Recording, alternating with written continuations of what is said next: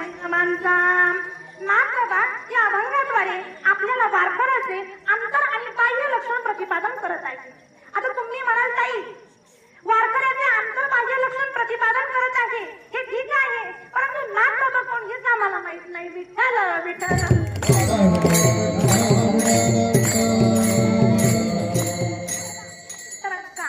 नाथबाबांचा जर अधिकार बघितला आणि नाथबाबांची जर ओळख पटवून द्यायची जर असली तर नाथबाबा असे संत आहे की ज्यांच्या जीवनामध्ये आपल्याला त्रिवेणी संगम दिसून येतो.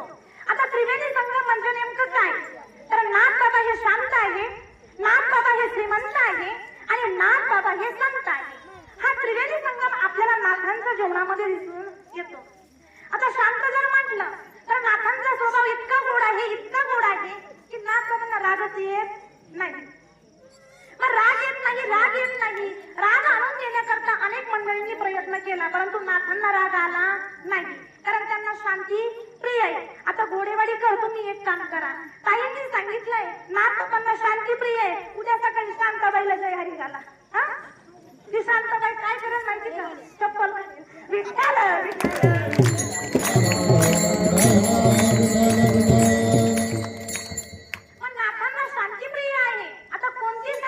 आपल्या गावातील शांताबाई नाही, गाण्यातली शांताबाई नाही, जी शांती माझ्या भगवंताला प्रिय होती ती नाथांना प्राप्त आहे.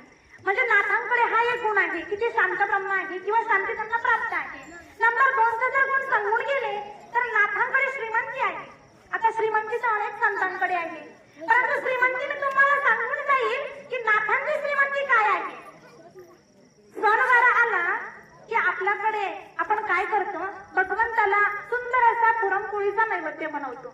बनवतात ना, आमच्या इकडे बनवतात, घोडेवाडीला बनवतात नाही. मला प्रतिउत्तर देत झाला, प्रतिसाद देत झाला, नाही तर माझं माझं चालू द्या. विठ्ठल विठ्ठल.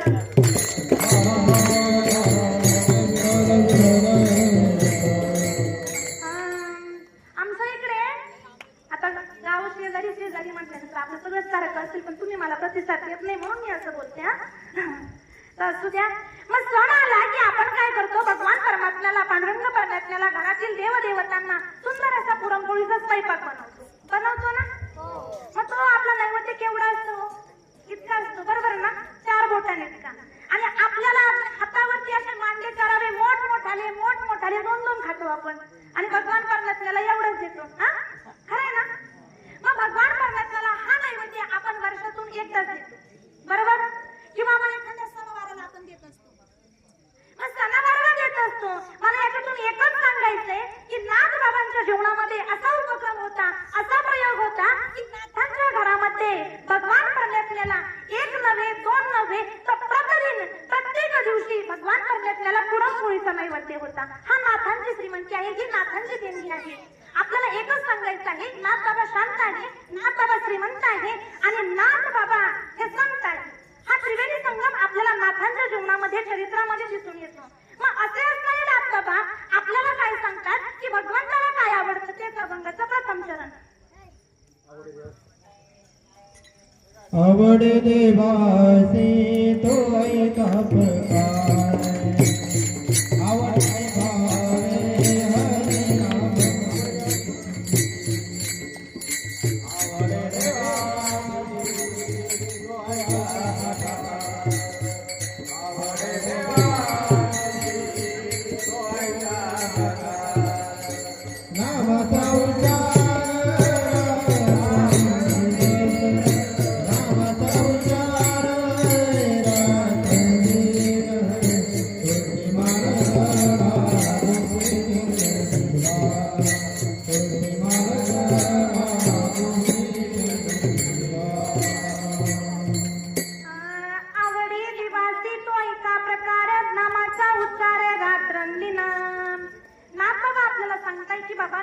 भगवान परमात्म्याला काय आवडतं तर नामचिंतन करणारे भक्त आवडतात. नामाचा उच्चार आहे रात्रंदिन. नामचिंतनाला महत्व दिलं गेलेलं आहे.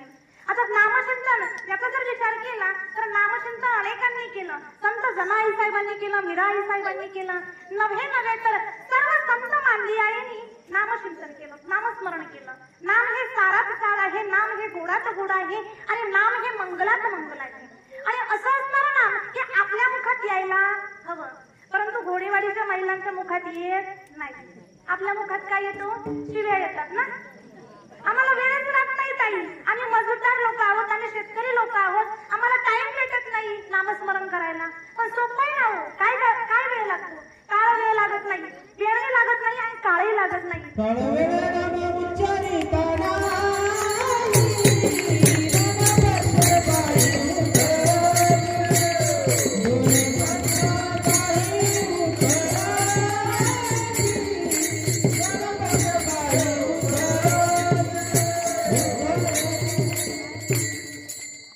नाम घेण्याकरता काळही लागत नाही आणि वेळही लागत नाही. महाराजांनी गोड प्रमाण दिलं हरिपाठातलं, माऊलींचं प्रमाण दिलं.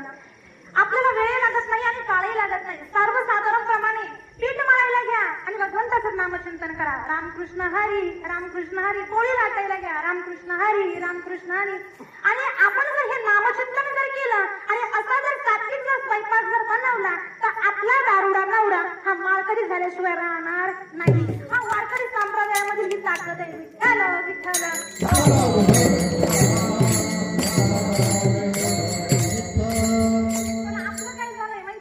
आपला नवरा आहे ना, आणि त्यातील जी लेजन खेळणारा तो प्रकार जर आपण बघितला, आपली तळपायाची आग मस्त कला जाते, बरोबर ना. मग त्याला एकदा आपण बघितलं तर शिव्या देऊ देऊ आपण पोळ्या लागतो, भाजी करतो, स्वयंपाक करतो आणि आपलं जे काही वातावरण आहे, आपलं जे काही अनुकूल परिस्थिती आहे त्या स्वयंपाकामध्ये उतरत असते. मग तो आणखी विचित्रपणा करत असतो.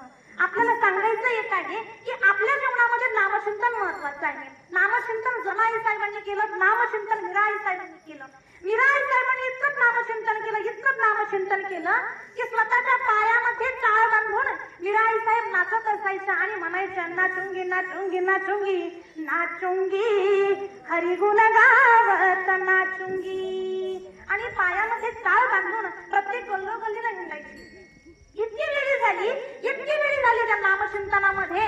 सदैव म्हणायची, दिवानी बनी मैं दिवानी बनी, दिवानी बनी, ओठों पे काजल आंखों में लाली, गालों पे टिकली लगाने चली, दीवानी बनी मैं दीवानी बनी, दीवानी बनी.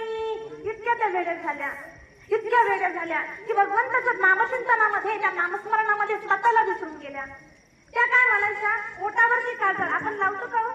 ओठावरची काजळ लावतो, डोळ्यामध्ये आपण लाली घालतो का? आणि गालावरती टिकली लावतो का? नाही लावत. मग त्या नामस्मरणामध्ये, त्या भगवंताच्या प्रेमामध्ये इतक्या वेड्या झाल्या होत्या. आणि त्या वेड्यापणामध्ये त्यांनी इतकं नामचिंतन केलं, इतकं नामचिंतन केलं की भगवंताला त्या प्राप्त झाल्या. मग असं नामचिंतन आपल्याही जीवनामध्ये असायला हवं. संत मीराई साहेबांनी केलं, त्याचप्रमाणे जमाई साहेबांनी केलं. जमाई साहेब सकाळी उठायच्या आणि त्या ठिकाणी त्या जात्यावरती दळण दळत असायच्या. भगवंताला आळवायच्या, तू ये रे बा विठ्ठला, तू ये रे बा विठ्ठला, तू ये रे बा विठ्ठला.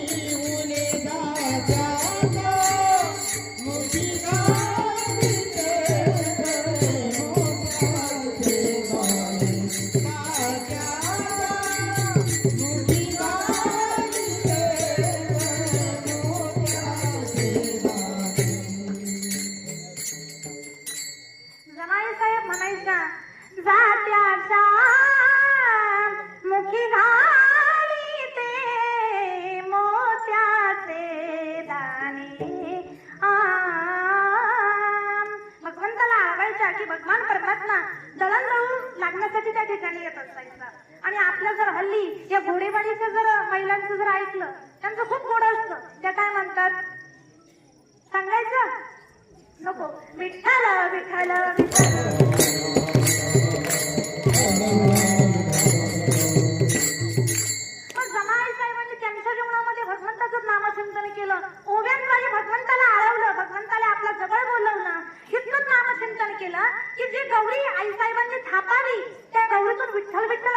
सांगावा.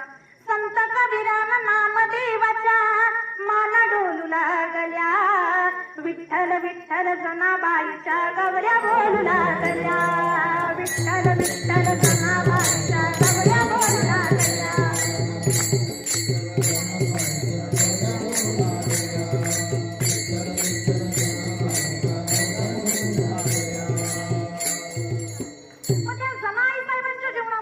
नामचिंतन होतं. हिराई साहेबांच्या जीवनामध्ये इतकंच नामचिंतन होतं. शबरी आई साहेबांच्या जीवनामध्ये देखील प्रचंड मोठं नामचिंतन होतं. भगवंताने शबरी आई साहेबांच्या भेटीला जावं. शबरी मातेनं म्हणावं, जब मेरी राम जी का आवाज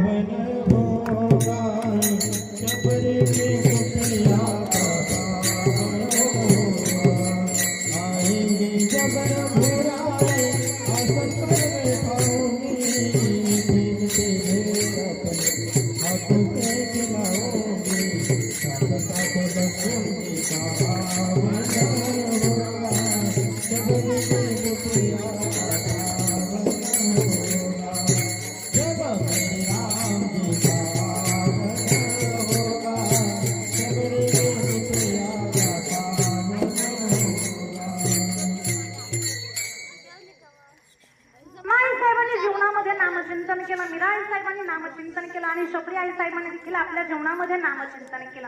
आणि त्याच नामचिंतनाच्या जोरावरती भगवंताला त्या प्राप्त झाल्या. म्हणून नामाचा उच्चार रात्रंदिन. आता नामचिंतन करणारे भक्त भगवंताला फार आवडतात. आणि ज्या वाणीमधून भगवंताचं नामचिंतन होतं तो देह देखील पवित्र आहे आणि ती वाणी देखील पवित्र आहे. पवित्र तो देह वाणी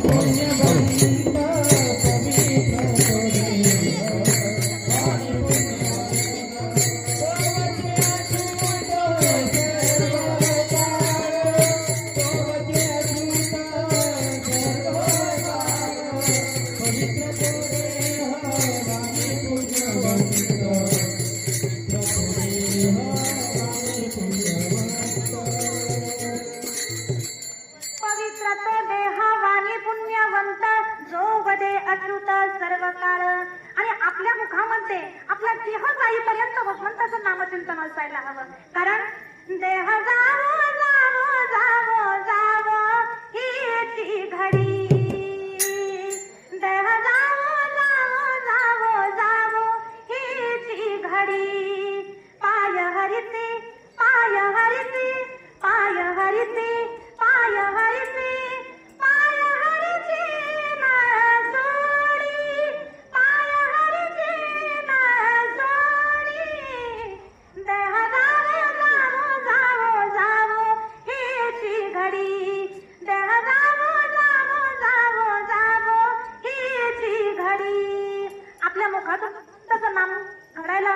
आणि भगवंताचे चरण आपण सोडायला नको. आता आपल्याला नामचिंतनाचं महत्व कळलं, नामचिंतन करावं हेही कळलं, परंतु आणखीन काय करायला हवं त्याचं अभंगाचं दुसरं चरण. तुळशी माळ गळा गोपी चंद्रिया.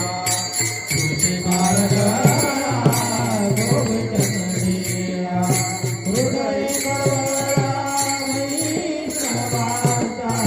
हृदय कळवळा वैष्णवांचा. तुळशी माळ गळा गोपी चंद्रिया. तुळशी माळ गळा गोपी चंद्रिया. तुळशी माळ गळा गोपी चंद्र गिळा हृदयी कळवळा वैष्णवांचा. नाथबाबा आपल्याला सांगतात की बाबांनो, पवित्र अशी तुळशीची माळ आपण आपल्या गळामध्ये घालायला हवी. आता तुळशी आई साहेबांचं जर वर्णन करायचं ठरलं, यांचं महात्म्य जर बघितलं तर फार गोड आहे. पूर्वीच्या काळामध्ये त्या तुळशी आई साहेबांची उत्पत्ती सांगण्यासाठी महिला म्हणायच्या, तुळसी गा बाई तुझ नाही आई बाप. आभाळाचं पाणी धरती उगवल रोप. तुळसी गा बाई नको फिरू रानू माळ. चला माझ्या संग जाग देते वृंदावनात. तुळसी गा बाई तुझा हिरवागार डीरा. तुझ्या डिऱ्या खाली खेळेन माझा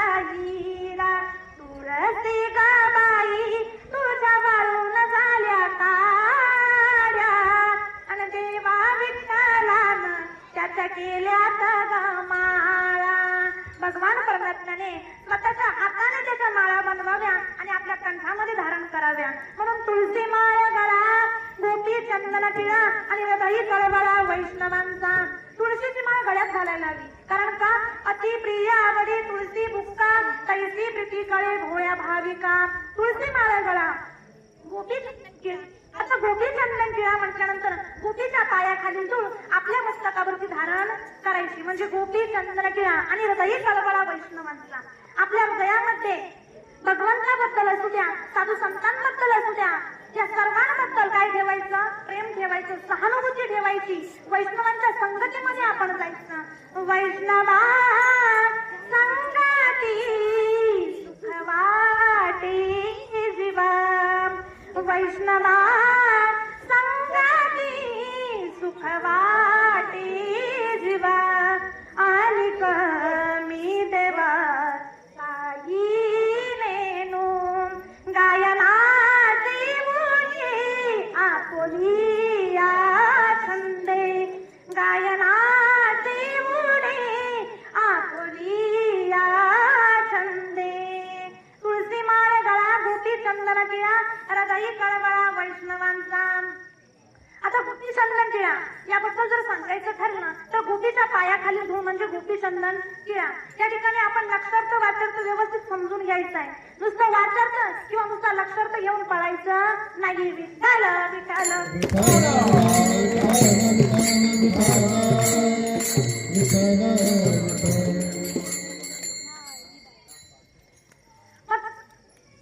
तुळशी माळ गळा, गोपी चंदन टिळा, हृदयी कळवळा वैष्णवांचा. आपल्या गळ्यामध्ये तुळशीची माळ, त्याचप्रमाणे आपल्या गळ्यामध्ये तुळशीची माळ, भाळावरती गोपीच्या पायाखालील धूळ म्हणजे गोपी चंदन टिळा आणि हृदयामध्ये वैष्णवांबद्दल कळवळा ठेवायचा. हे वारकऱ्याचे आंतरबाह्य लक्षण झालं. आता आणखीन काय करायला हवं? तेच अभंगाचं तिसरं चरण. आषाढी कार्तिकी पंढरीची वारी, आषाढी कार्तिकी पंढरीची वारी. ओ साधन नारी आरणाई, आरणाई, साधन नारी आरणाई. आषाढी कार्तिकी पंढरीची वारी, साधना निर्धारी आन नाही. धावत्या वेगामध्ये आपण अभंगाचा भावार्थ बघत आहोत. भगवान परमात्म्याला काय आवडतं? आषाढी कार्तिकी पंढरीची वारी. आता चांगला जर विचार करून गेलो तर या वर्षी प्रथमतः आपल्या गावामध्ये खापराळा असेल, चंद्रपूर असेल, त्याचप्रमाणे जामगाव असेल, या तिन्ही गाव एकत्र येऊन अगदी त्र्यंबकरायापर्यंत आपली पायी दिंडी सोहळा किरण महाराजांच्या मार्गदर्शनाखाली होत आहे. मग आषाढी कार्तिकी म्हणजे पंढरपूर असू द्या, अन्यथा आपलं त्र्यंबकरायाचं दर्शन असू द्या किंवा निवृत्तीनाथ दादांचं दर्शन असू द्या, हे आपलं घडायला हवं. कारण का? वारीला महत्व दिलं गेलेलं आहे. वारीचं जर महत्व सांगायचं ठरलं तर प्रचंड मोठं आहे. आपल्याला तितका वेळ नाही. धावत्या वेगामध्ये आपण सांगण्याचा प्रयत्न करत आहोत. आषाढी कार्तिकी पंढरीची वारी, साधन निर्धारी आन नाही. आता पंढरपूर म्हणून जर आपण पंढरपूरला नाही गेलो, त्र्यंबकरायाच्या ठिकाणी जर गेलो तर आपल्याला त्या ठिकाणी काय दिसून येतं? गंगामय दिसून येते, ब्रह्मगिरी दिसून येते. नामदेवरायांचा अभंग आहे. वाचे म्हणता गंगा गंगा, सकल दोष जाती भंगा. दृष्टी पडती ब्रह्मागिरी, तया नाही यमपुरी. कुशावर्ता करता स्नान आणि त्याचे वैकुंठी रहान. नामा म्हणे प्रदक्षिणा, त्याच्या पुण्य नाही गणना. या छोट्याशा अभंगामध्ये, 4 चरणाच्या अभंगामध्ये खूप मोठा भावार्थ दडलेला आहे. वाचे म्हणता गंगा गंगा आणि सकल दोष जाती भंगा. आपल्याला जर दोष लागलेले असतात तर आपण काय करतो? ब्राह्मण बुवांकडे जातो, पैसे देतो, लागून तेवढं मानधन त्यांना देतो आणि आपले दोष नाहीसे करतो. ब्राह्मण बुवा फुकट करतात का? नाही करत. पण नामदेवराय आपल्याला सांगताय, वाचे म्हणता गंगा गंगा, सकल दोष जाती भंगा. फक्त गंगा गंगा म्हणायचंय. आपल्याला जर दोष लागलेले असतील ते नाहीसे होणार. कुशवर्ता करता स्नान, त्याचे वैकुंठी राहणं. त्या कुशवर्तामध्ये जर स्नान केलं तर वैकुंठामध्ये जागा मिळते. आणि दृष्टी पडता ब्रह्मगिरी, तया नाही यमपुरी. आपण आपल्या डोळ्यांनी जर ब्रह्मगिरीवर बघितली तर यमपुरीचा फेरा आपल्याला चुकतो. आणि शेवटच्या जन्मात नाथबाबा आपल्याला सांगण्याचा प्रयत्न, नामदेवराय आपल्याला सांगण्याचा प्रयत्न करतात की नामा म्हणे प्रदक्षिणा आणि त्याच्या पुण्य नाही गणना. आपल्या पुण्याची गणना कोणीच करू शकत नाही. पण केव्हा? इथं बसून का? केव्हा होईल? जेव्हा जवळ जवळ सिद्ध आहे हात तारा बळाचा आहे तब तो आपुले द्वैत आहे सिद्धया वेलाया चुकून जेव्हा आपण किरण महाराजांसमोर त्र्यंबकला जाऊ पंढरपूरला जाऊ तेव्हा हे आपल्या पदरामध्ये हे सुख मिळेल. म्हणून आषाढी कार्तिकी पंढरीची वारी आणि साधारण निर्धारी नाही, त्या वारीमध्ये इतका आनंद इतकं प्रेम आहे, पण ते आपल्याला अनुभवता आलं पाहिजे. काय करता आलं पाहिजे? अनुभवता आलं पाहिजे. गोड असं भगवंताचं नामचिंतन आहे. ज्ञानोबा माऊली तुकाराम, ज्ञानोबा माऊली तुकाराम, ओ हो ज्ञानोबा माऊली तुकाराम, ज्ञानोबा माऊली तुकाराम. अगदी शेजारच्या स्त्रीला म्हणायला हवं, शेजारी न बाई कंबर घ्याव कसून, येता का वारीला घरी काय करता बसून. अगदी शेजारचीला प्रोत्साहित करायला हवं की बाई तू त्र्यंबकला असू द्या पंढरपूरला असू द्या चल. पूर्वीच्या काळामध्ये स्त्रिया फार गोडगोडा गंगा म्हणायच्या. त्या म्हणत असायच्या, पंढरीला ग बाई जाते संग घेते मी आईला, माझ्या विठ्ठल रखुमाईला ग रखुमाईला, माझ्या विठ्ठल रखुमाईला ग रखुमाईला. पंढरीला ग बाई जाते संग घेते मी बापाला, माझ्या विठुरायाला ग विठुरायाला. पंढरीला ग बाई जाते संग घेते मी बहिणीला, माझ्या मुक्ताबाईला ग मुक्ताबाईला. पंढरीला ग बाई जाते आरवी लागली शरदवाडी, टाळी ज्ञान भरली गाडीवर भरली गाडीवर, टाळी ज्ञान भरली गाडीवर भरली गाडीवर. पंढरीला ग बाई जाते आरवी लागली मामेवाडी, दिंडी मळ्यात जीव येईलीवर जीव येईलीवर, दिंडी मळ्यात जीव येईलीवर जीव येईलीवर. पंढरीला ग बाई जाते अर्ग लागल सोलापूर, गार पाण्यात सिद्धेश्वरावर सिद्धेश्वरावर, गार पाण्यात सिद्धेश्वरावर सिद्धेश्वरावर. पंढरीला ग बाई गेली डोळा पाहिला विठ्ठल रखुमाई, माझ्या दिनाची गाई ग माझ्या दिनाची आई. हा अनुभव हा सुख सोहळा आपल्याला कुठे भेटणार आहे? त्या वारीमध्ये भेटणार आहे. म्हणून आषाढी कार्तिकी पंढरीची वारी साधना निर्धारी आण नाही. आता प्रेमाने आपण त्या भगवान परमेश्वराचं सुंदर असं भजन करू. विठो पार